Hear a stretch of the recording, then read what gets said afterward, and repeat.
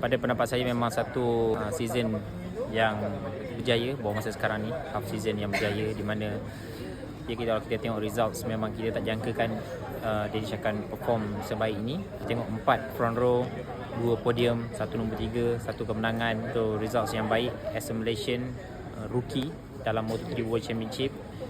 Dan kita nampak throughout the season memang dia salah seorang pelumba yang kompetitif yang boleh fight dekat depan, dan itu yang kita mahukan.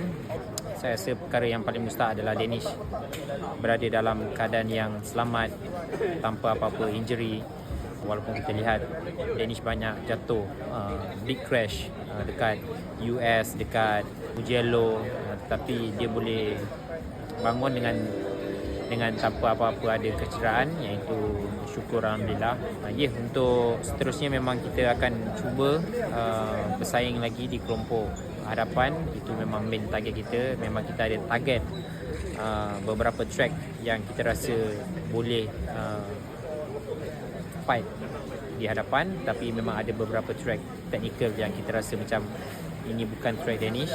Tapi walau macam mana pun, kalau kita nak jadi juara, kalau kita nak menjadi seorang pelumba yang hebat, kita perlu bersaing dekat, kita perlu strong dekat setiap track yang kita tak suka maupun track yang kita suka. So saya punya tugas adalah untuk memastikan Danish bersaing, hidup sihat di Spain, selesa, yakin dengan tim supaya tak ada masalah-masalah kecil, tak selesa dengan kru, tak selesa dengan crew chief. So masalah-masalah tu saya dah tepis awal-awal supaya dia selesa, dia nak berlumba, dia ada motivasi.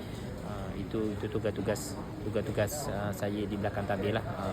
Saya rasa Danish ada semangat dia yang tersendiri, dan itu yang paling penting. Of course, nombor satu, dia perlu berehat, jumpa family, itu yang paling penting.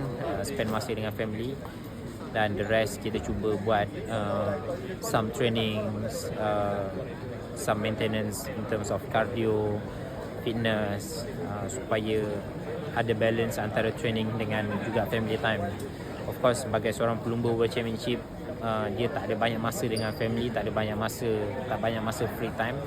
Dan of course perkara ini perkara yang perlu dia sacrifice. Tetapi saya rasa dalam hidup ni perlu balance semua supaya kita kita berjaya dekat dalam track.